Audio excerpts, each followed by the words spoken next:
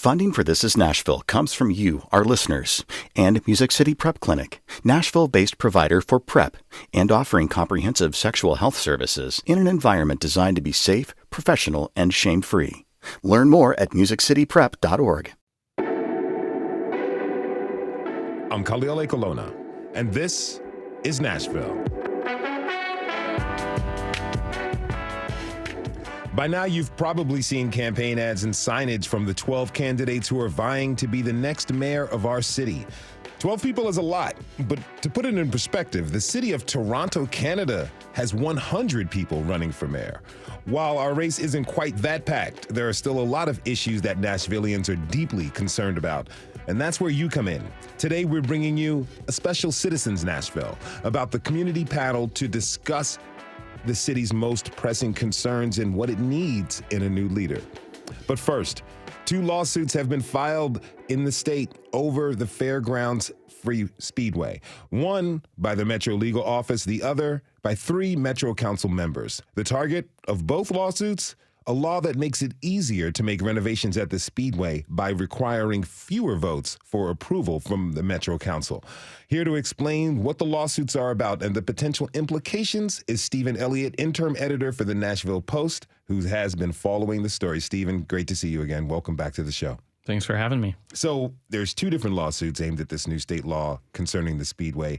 Can you start by explaining what this new law does? Basically, it aims to tweak changes to the Metro Charter, basically the constitution of our city. A provision was passed by voters overwhelmingly a little more than a decade ago that said if you want to make changes to the fairgrounds, you need basically a supermajority of the Metro Council to do so, because we want to protect these historic uses at the fairgrounds. There were some ideas at the time of maybe tearing the track down or tearing the barns where the flea market operated, tearing that down and making a commercial project there. So the citizens got together, they voted, they said, we don't want that. Or if you do that, we need to really think about it and talk about it. So the state this year said, we don't like that so much. We're going to lower it down to just a simple majority to do demolition at the fairgrounds. So it seems like it's in conflict with those people who wanted to preserve the racetrack, but in reality, the goal is to help spur along renovations at the racetrack that could bring NASCAR and other things back. So the state is pushing for potential renovations to bring NASCAR back into the city. So, as we mentioned, there's 2 lawsuits. One was filed by Metro Legal. What's their complaint? The complaints are basically the same. It's just a matter of who has standing to file the lawsuit. The defendants, the state, they'll use any lever they can in court to get a case either thrown out or weakened. So I guess there's some question of whether it's Metro itself, the city, or these council members who will be voting on this that have the standing to sue. So they filed the suits kind of not really together, but they basically say much of the same things, which is that the state is not allowed to pass laws that directly affect one city. I mean, they can in some cases, but part of the state constitution protects local governments from targeted legislation from the state. What's Mayor Cooper's position on this law? On the state law, Metro Legal is a department of Metro. He's the boss of Metro. So it was a little bit surprising when Metro Legal filed the suit, because the mayor wants this to pass, and suing over this law and being successful in restoring the 27 vote threshold would make it harder for the mayor to achieve his goal of passing these renovations. So, he hasn't said he opposes the lawsuit as far as I'm aware. He hasn't necessarily said he supports it, but it was done by a department of Metro. So, from what I understand, he's a big fan of NASCAR, right? I don't know. I've never seen him at a race, but then again, I'm not a huge fan myself. I've watched a little on TV, but no, I don't know that, when he ran and 4 years ago that he was talking about NASCAR a lot.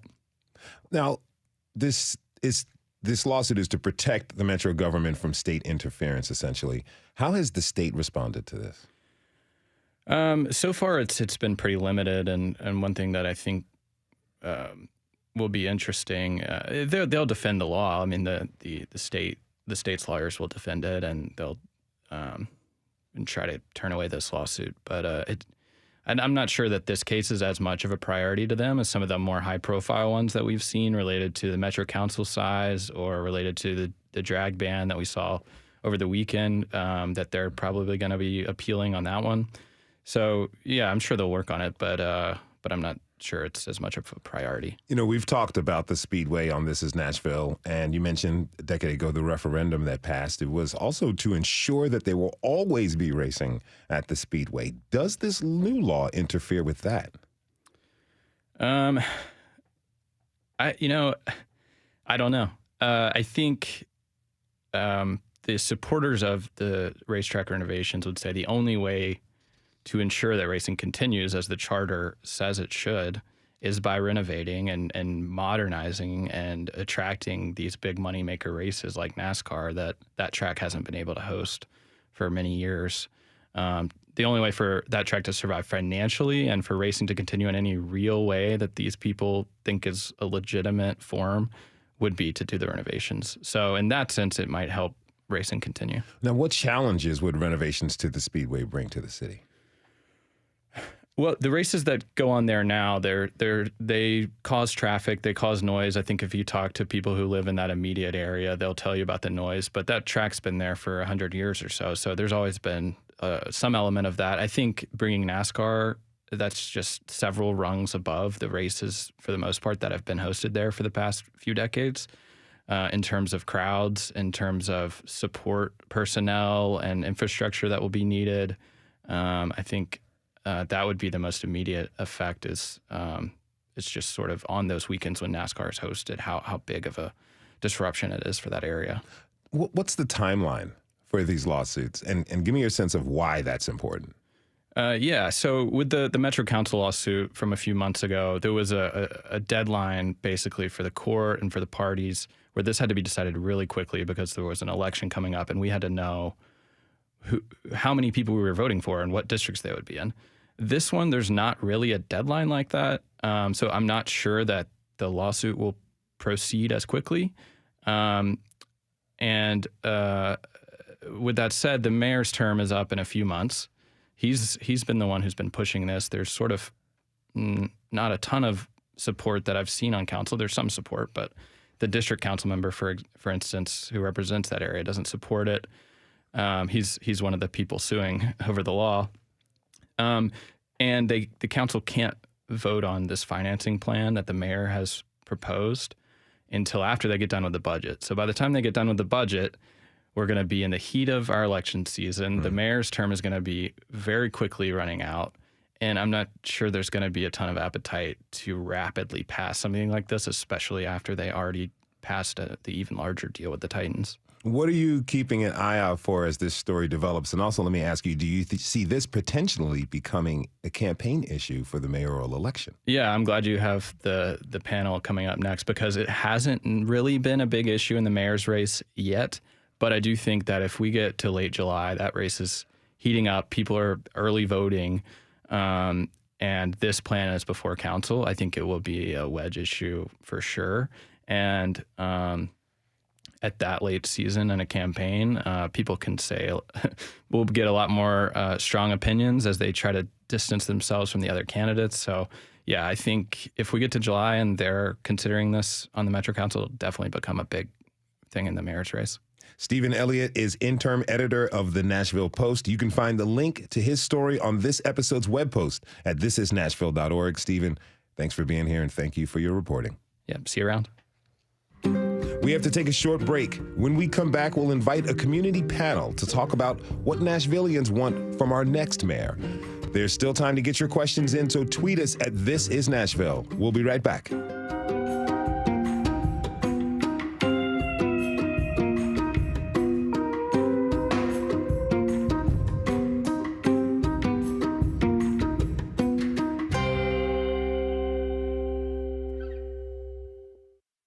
Funding for This Is Nashville comes from you, our listeners, and Music City Prep Clinic, Nashville-based provider for PrEP and offering comprehensive sexual health services in an environment designed to be safe, professional, and shame-free.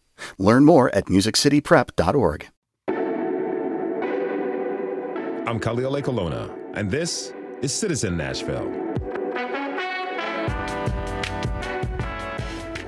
We've talked a lot here at WPLN News about how to serve you, our communities, better. So a few times a month, we're bringing you a special hour we're calling Citizen Nashville. Our goal is to answer your questions, round up resources for you, and make sure our leaders hear your needs loud and clear. Today, we're talking about the race to be Nashville's next mayor. At the present moment, there are 12 candidates in the running to be elected mayor in August, and you've seen ads on television. Maybe you've received campaign literature in the mail. Perhaps you caught one of the many mayoral forums that are happening across Davidson County. This is not one of them. Today, we're making space for you. What do you want from our next mayor? We've invited members of the community to dive into that very question. What are your community's most pressing needs? Tweet us at This Is Nashville or email us at thisisnashville@wpln.org. I'd like to introduce my guests. Rondriquez White is a Nashville native and organizer, and Landy Spratt from Hermitage works with the Latino community here in Nashville. Rondriquez, Landy, thank you for being here. Welcome to This Is Nashville. Thank you. Thank you so much. Now, one of the themes we've heard time and time again from listeners is the question of who is Nashville for? Is it for the people who've lived here and helped make the city what it is, or is it for people who can afford how expensive it has become to live here? You know, I'd like to hear from both of you. And starting with that, Ron, start with that. Who do you think Nashville is for? Right now, Nashville is for the tourists and developers, or at least it's very rapidly becoming that way. There was a time not too long ago where, you know, you could come from a working class family and, you know, grow up, go to school, save some money, buy you a decent house here in the city. I've watched as I graduated from White Creek High School in 2008. I've watched as people from my graduating class have been forced to live outside the city, right? We're talking about generations of Nashvillians, and suddenly between 2008 and now, they're just leaving in mass droves. They want to live in Nashville. They simply can't afford it. Landy, tell me, who do you think Nashville is for? I think Nashville is for all of us. And I definitely hear what you're saying about, you know, it's only for the wealthy. And I'm coming from the Latino perspective where we feel like we belong here. And it should be for the Latino community as well. It should be for all of us. You know, I understand you're originally from California, right? That's correct. When thinking about livability, how was that different from what you have out in Hermitage?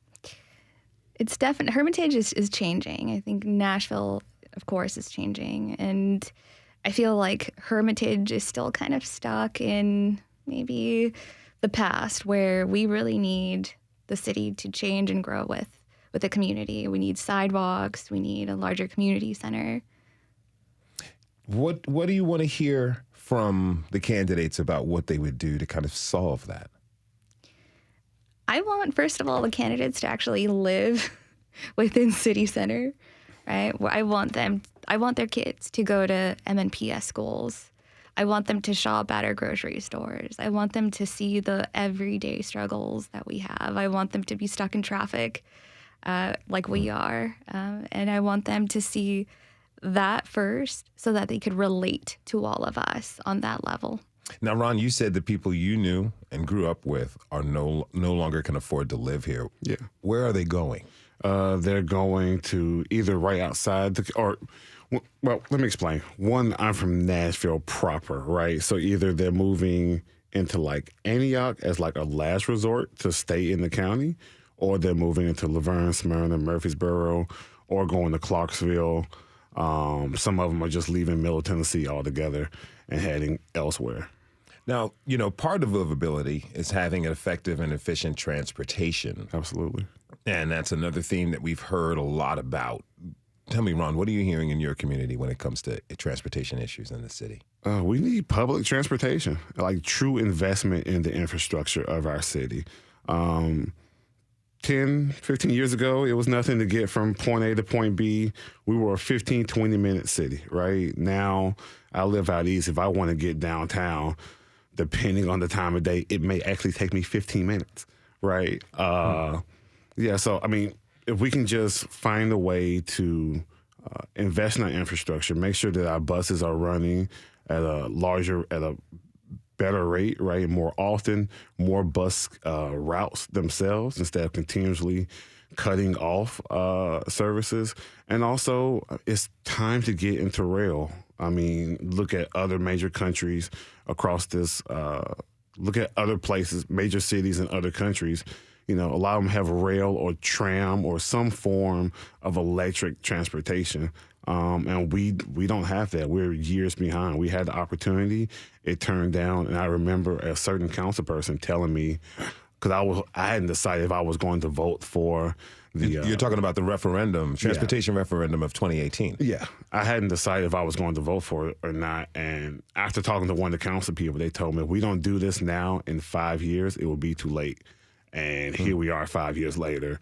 And yeah, it's starting to look that way. So do you know people who can't afford to live here, yet they have to commute to the city for work? I mean, and if you do know folks, tell me how that lack of efficient transportation is really affecting their lives. I don't necessarily know anybody like that. And it's because either if they move outside the city and they don't have like access to public transportation, they're just going to start working out there, right? I mean, like you said, once again, goes into that issue of affordability for housing. It just shows how they're connected to each other. If, like right now, I don't have a vehicle. I had one. I let the wrong person work on it, got messed up, whatever. That happens. Yeah. Luckily, I work from home, and I live right off Shelby. So if I need to Uber somewhere, it's no more than $10, $11.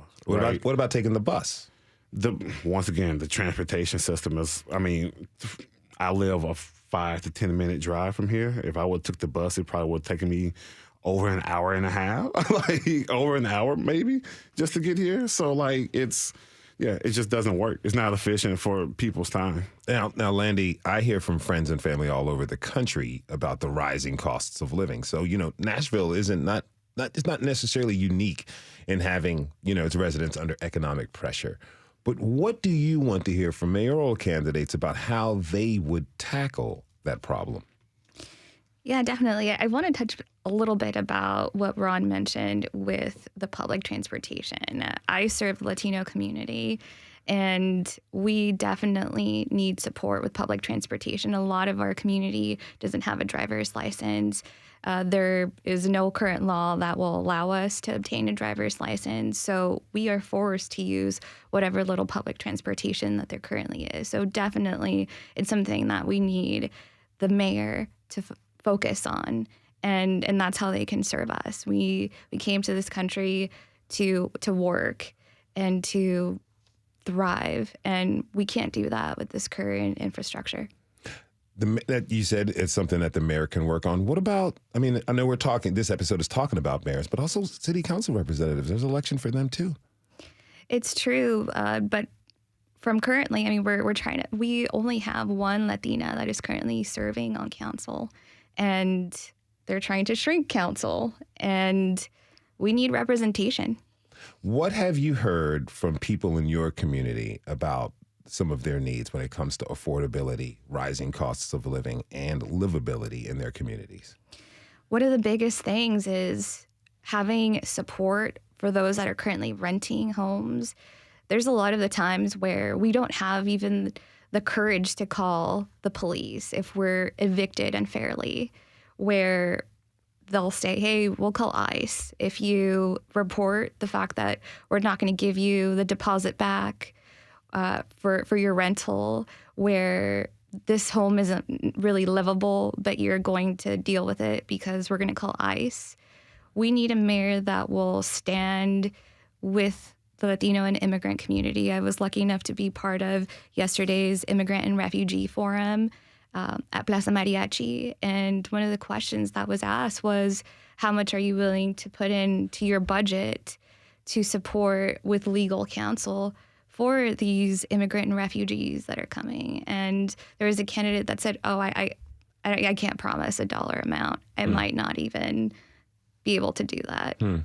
And so we need someone that will stand with us. But you're talking about people in your community being extorted for having a place to live. Correct. It's something as basic as just a roof over our head. It's something as basic as being able to drive to work. Now, Ron, I see you nodding your head in agreement. Have you run into situations like that with the people you help out? No, not necessarily, but it's very much a common occurrence. In my years of organizing, I've heard stories like this all the time.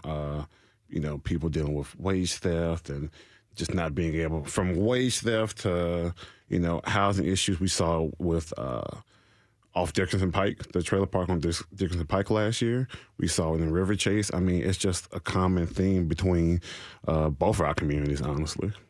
If you're just tuning in, this is Citizen Nashville, and I'm your host, Khalil Ekolona. We're talking this hour about what the community wants to hear from the mayoral candidates as we get closer to Election Day on August 3rd. Tweet us your questions at This Is Nashville, and don't forget the last day to register to vote is July 5th. So go out there and get on it. Now, since the tragic mass shooting at Covenant School in March, the subject of gun violence and what to do about it has been front and center. Landy, what are your biggest concerns? I actually work inside MNPS schools, and I hear from Latino parents, and they said, we left our home countries running from violence, and we come to this country and we send our kids to school here at MNPS schools, and there is no law right now that protects our kids. And that's really difficult to look at a parent and say, I'm really sorry that we haven't set the laws in place to protect your children in these schools. And I'm sorry that you're leaving this war-torn country and coming to another country that is facing gun violence. Do you have kids? I don't have kids yet. I have 2 dogs, but being in those schools, I have other colleagues that also serve in different high schools, and hearing about the fact that maybe the schools aren't equipped to deal with the most tragic event, that scares me. I feel like the state needs to look at the law, and the mayor needs to be somebody that can stand up to local bullies and state bullies that want to keep things as it's always been and not fight for change. We need somebody that can fight bullies. Now, Ron, increasing community safety and quelling gun violence are issues that often circle around policing efforts. What approach do you want to see candidates take to address those issues? But when we talk about gun violence and safety, we always, or more often than not, come back to increasing policing budgets. But as we've seen throughout decades, right, we've continued to expand police budgets, and nothing really changes. We have to change what safety means, or at least change the conversation around what safety is, right? We look at gun violence, especially in, let's say, minority communities. A lot of it is really economic-based, right? You have poor people fighting over very few resources. Public safety, to me, means making sure that people have the resources to live their lives in a manner that brings them dignity. If I am labeled a felon and I don't have the ability to get a decent job in Nashville that's going to pay for the $1,500 one bedroom, right, I may have to take some extreme means. But we need to start creating a society that's going to actually invest in the needs of people, right? Finding out what leads people to gun violence and then addressing it there, not just waiting for the violence to happen and then saying, oh, we need to do something about it. And you mentioned that, these conversations often deal with increasing police numbers, increasing police budgets. But I want to know, what does an approach outside of policing, why is that important to you, and what does that look like for you? Yeah, it's very much important to me because, like I said, there's problems. Before we get to the crime, there's something that happened before that led up to it, right? And we can often look and see that it's more than likely in these situations the same thing. People from poor backgrounds, people from places with lower resources, people just going, maybe it's mental health, etc. And you cannot continue to lock up people, and that's going to solve the problem, right? The jails are flooded as they are right now. So yeah, an outside approach for me, once again, just investing your resources, making sure that we're putting money into education, job training. You have people who are out here who haven't been to school, graduated 30, 40 years ago.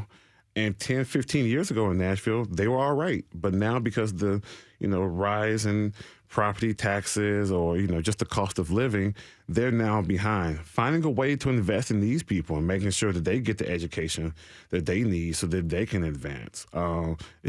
We need a people-first approach instead of a prisons-first approach. I hear you. I see you nodding your head, Landy. Yeah, Ron, you're amazing at this. But the thing that came to mind was the police officers, having the police officers look like the community that they're serving, right? Having more Latino police officers, having more Black police officers on the streets.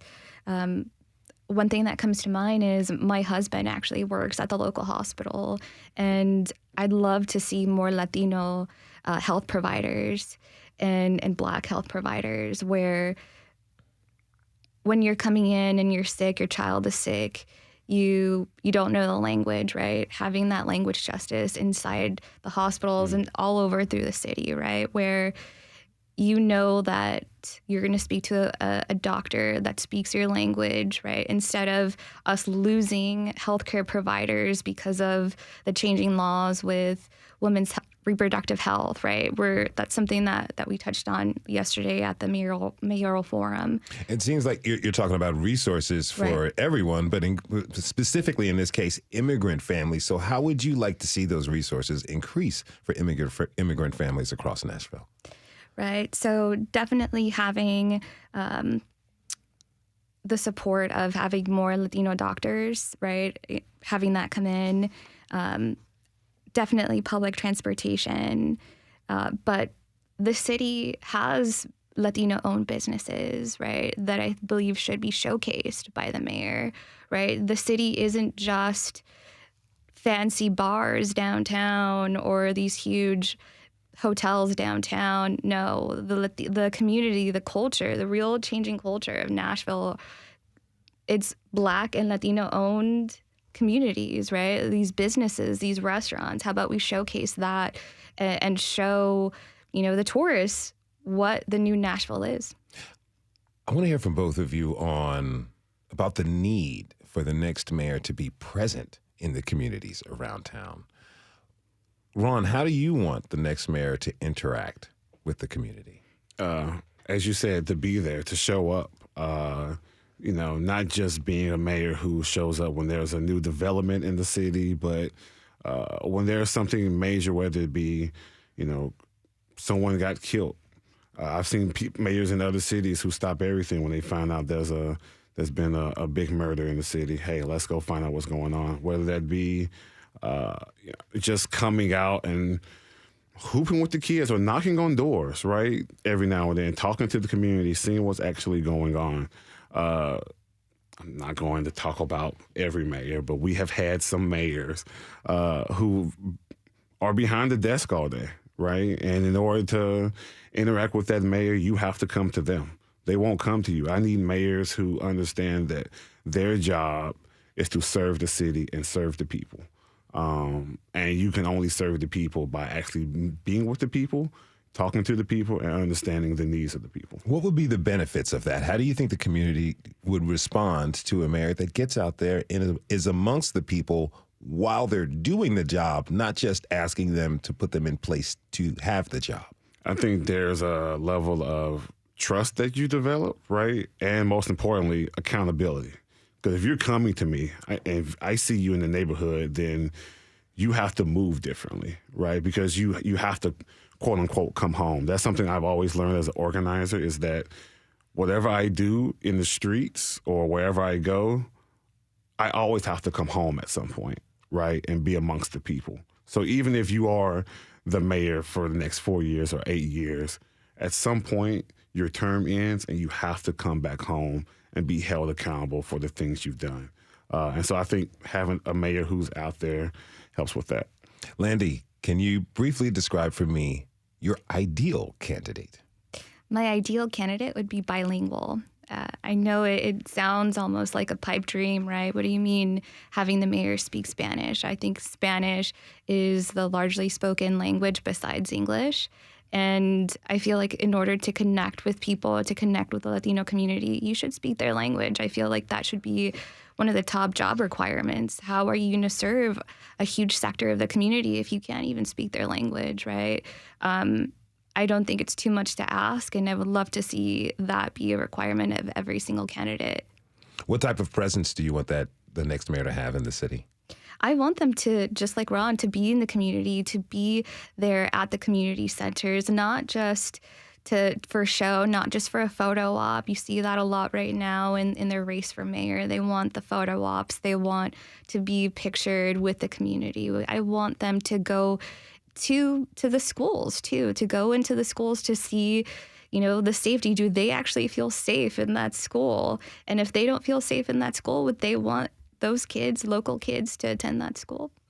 Ron, who's your ideal candidate? Give me an idea of what your ideal candidate looks like. My ideal candidate looks like someone who has relationships with different community groups, who has, once again, has that ease of access and the ability to hold them accountable.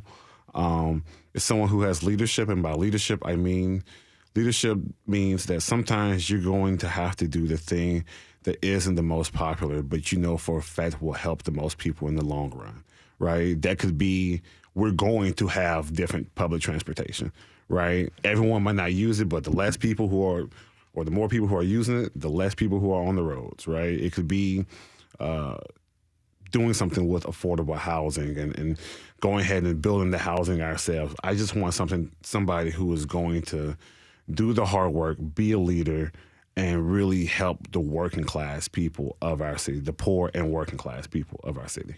I want to thank my guests, Rondriquez White from East Nashville and Landy Spratt from Hermitage. I want to thank you both for joining us today. Really appreciate it. Thanks again. Thank you. Thank you. We have to take a short break. When we come back, we'll hear more from community members about what they want from our city's next mayor. You can join the conversation by tweeting us at This Is Nashville. We'll be right back.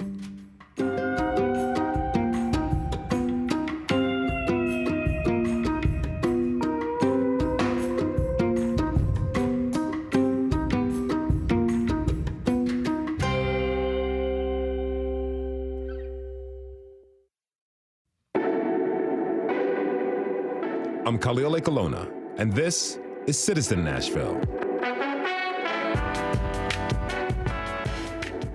On August 3rd, the people of Nashville will be voting on who will be our next mayor. In a city that's growing and changing right before our eyes, what issues are important to you and your community? How do you want the candidates, to address them? Today, we're bringing you a Citizen Nashville episode exploring what you want in the city's next leader.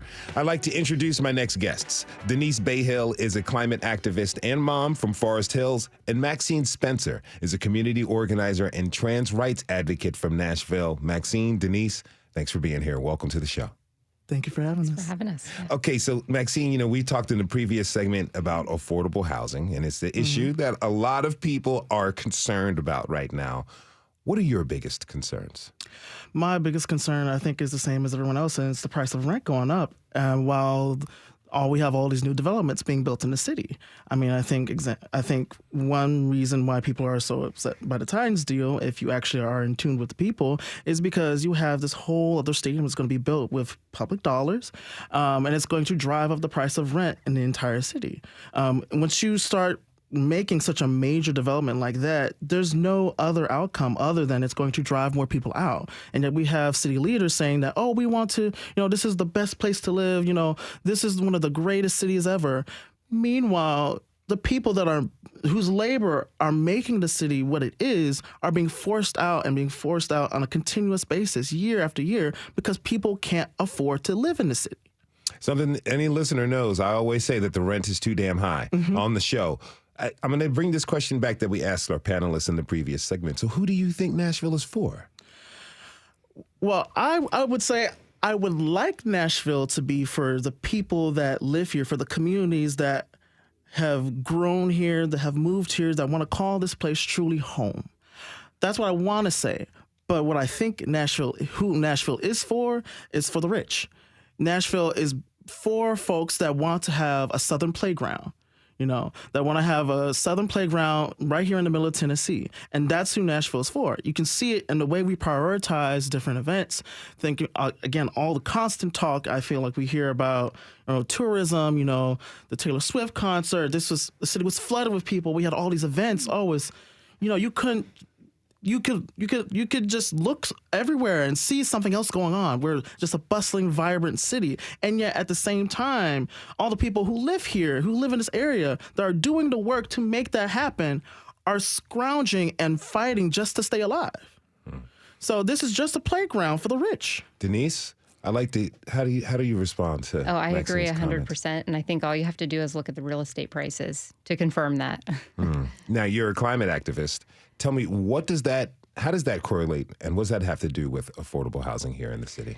Yeah, so I mean, where you live in the city determines what kind of exposure you're going to have to things like pollution. There are higher rates of asthma among folks who live closer to factories, landfills, things like that. And there's also a high correlation with those health impacts and your race and income level, but especially with race. And so having affordable housing, not in just one area of town, but in all areas of town, does a couple of things that would, one, sort of neutralize, right now, the people who have the biggest voice and the most power and have already said for many decades they don't want those things in their neighborhood. Well, bringing folks and allowing folks to live in all neighborhoods and making sure that we have affordable housing in all neighborhoods would be an opportunity to neutralize that. Additionally, it gives access to other things that come along with just the benefits of neighborhoods, like sidewalks and jobs and transportation and all of those things. Sidewalks is an issue that we continue to see here on This Is Nashville. Now, Maxine, we got a message from a listener whose biggest question for the candidate is, quote, did you vote for the Titans stadium deal? Now, Maxine, you mentioned this earlier. What are you hearing from people about how important that is in choosing who they vote for? From what I'm hearing that is very significant of a choice. And I think it's one of the defining moments for any of the mayoral candidates to say whether for those that had the opportunity to vote, if you said yes or no. I think a lot of people are making some primary decisions based on that vote in particular because so many people stood in opposition to it. So how do you have all these people come into this room, stand and wait to give public comment for so long, hours and hours, and then vote yes? We have had all these conversations, all these events, so many community orgs have come out against it, and you still vote yes. You can't say that the people wanted that when people are clearly telling you no. Now, people who live here in Middle Tennessee, we understand that we get some pretty extreme weather from time to time. The storms are nothing soft usually.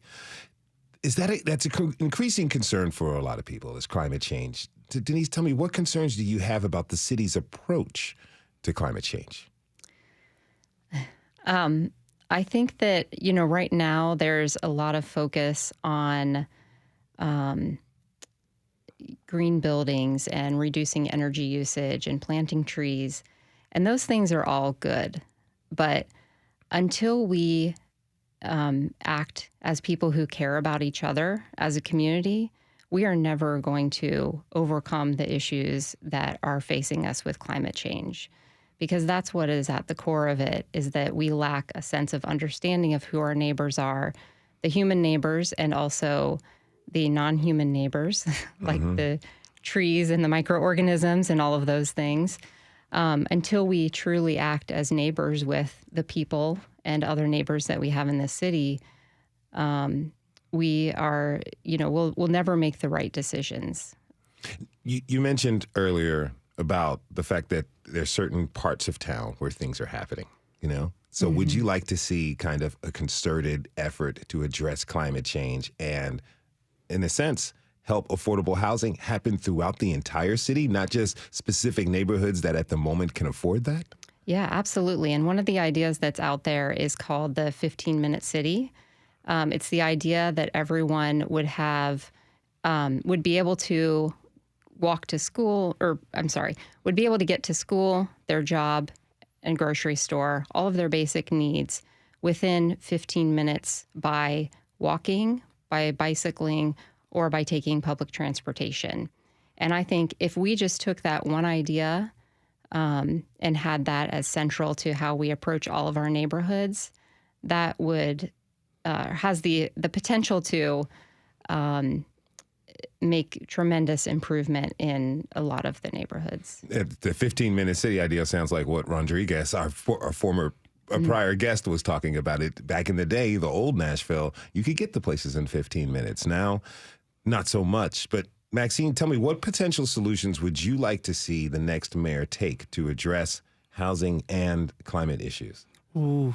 Well, first around housing, I would like to see a mayor. First of all, I would like to see a mayor that is principled and is willing to take more so political risks and is willing to really have the political will to do something that is different. And so, for example, my mind goes back into how people were kind of coping during the height of the pandemic, and thinking about there was a call for rent freezes, for rent caps.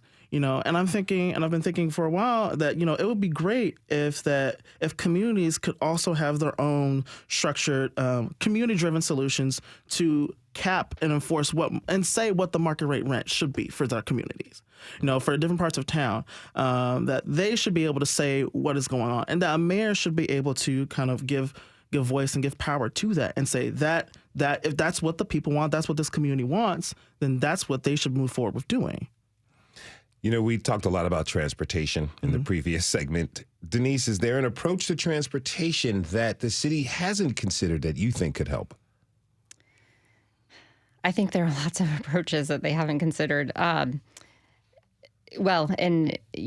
me, the latest referendum, I'm kind of fuzzy on that, I guess, in remembering exactly what that was. But I think that, one thing that we really need to think more seriously about is just walking and biking as modes of transportation. And what we've seen over the past few years with biking, for instance, is that we've added a lot of bike lanes, but you can tell that they're just checking it off the list. Because, for instance, I drive down Hillsborough Road every day, south of Green Hills, and they added a bike lane there probably within the past 2 years. It's essentially on the berm, and people drive 50, 60 miles per hour on that road. I've seen 2 people ever biking on that road. So is there a bike lane? Yes. But is that bike lane actually functioning as a safe bike lane? No, it's definitely not. I would never take that lane. If you're just tuning in, this is Citizen Nashville, and I'm your host, Kaliole Colonna. We're talking this hour about what you want from our next mayor. Tweet us your comments at This Is Nashville, and remember, the deadline to register to vote is on July the 5th. Now, the battle between city government and the state has been in the headlines. We kicked off the show with the latest lawsuit about that. Maxine, what do you want to see the next mayor? How do you want to see the next mayor approach the state? I want to see the next mayor.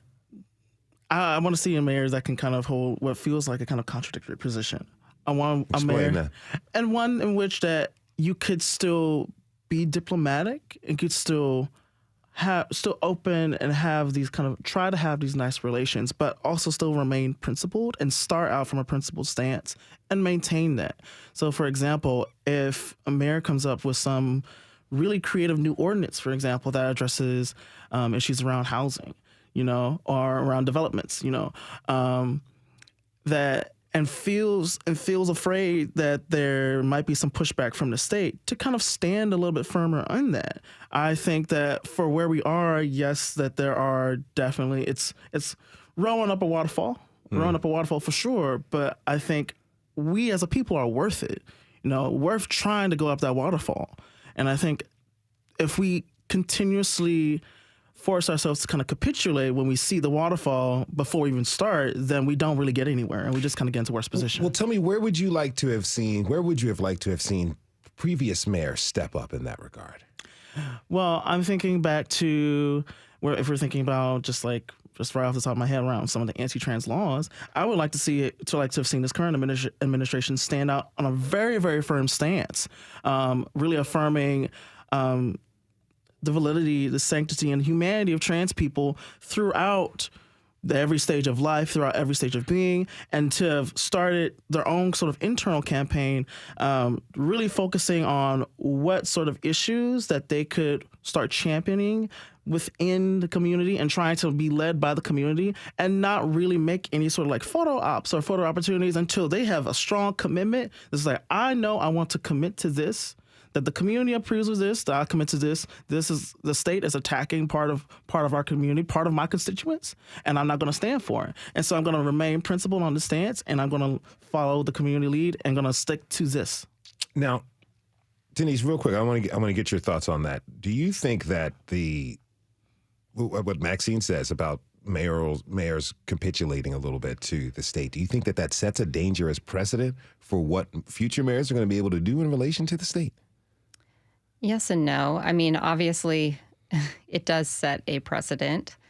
But I think the right mayor coming in who, ideally somebody who has some experience working with the state and knows sort of how to navigate and not get on their radar, quite frankly, could be successful in kind of easing the tension that we have right now. You're talking about the right mayor coming in to handle some of these things. So tell me, what does your ideal candidate look like? What are they about?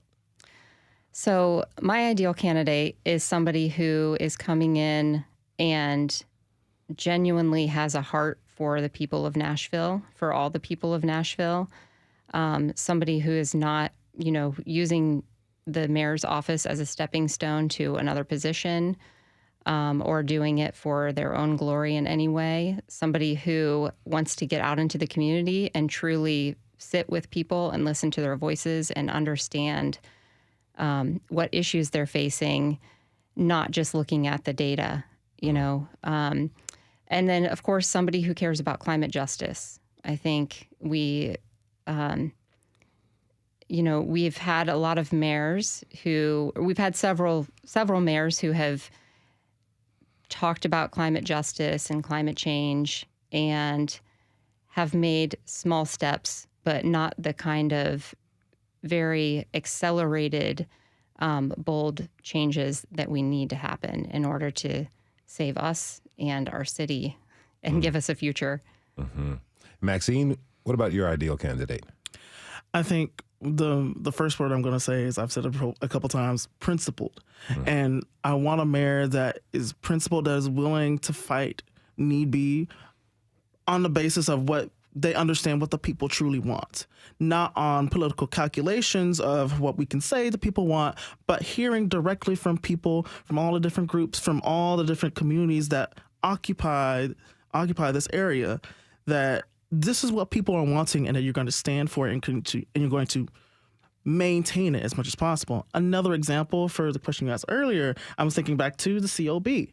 What would also have, so many people fought for so long. The Community Oversight Board. Yes, the Community Oversight Board. So many people fought for so long to get that board into existence. Even the current mayor, if I remember when he was a council member, if I remember correctly, did not vote for it. However, that was the will of the people. The people wanted that body in place. And as the state has tried to come for the organization, where's the mayor's office now? Where is it? If you're going to say that you are the mayor of Nashville, one of the largest metropolitan areas in the country, that you are listening to the voice of the people, why are you not standing for it? Why are you not standing for the COB? We should hear you everywhere. You should be at every meeting. You should be at everything related to COB, and basically affirming the right of the organization to exist. And so I want someone that's going to that's going to have the political will to stand up and do something like that. Now, Denise, I only have a few seconds left, but tell me, what do you want your fellow voters to keep in mind as we get closer to Election Day? That everyone in the city matters, and we all should have a voice. That was Denise Bahil from Forest Hill. She was joined by Maxine Spencer from Nashville. Thanks to you both for being on the show today. Truly appreciate it. Thank you. And thank to you for tuning in this hour. This is Nashville is a production of WPLN News and Nashville Public Radio. Today's episode was produced by Magnolia McKay. Our senior producer is Steve Harouche. Our digital lead is Anna Gallegos-Cannon. Michaela Elias is our technical director. Our executive producer is Andrea Tudhope. The masterminds behind our theme music are Larange and Namir Blade. Special thanks to Rosa Ponce and Diana Morales. Listen back at thisisnashville.org or wherever you get your podcasts. The conversation doesn't end here. Tweet us at This Is Nashville. Find us on Instagram and tell us what you want from our show by filling out our quick survey online. This is Nashville. I'm Khalil Ekaluna. We'll see you tomorrow, everybody. Be good to each other. And don't forget, registration day ends on July 5th.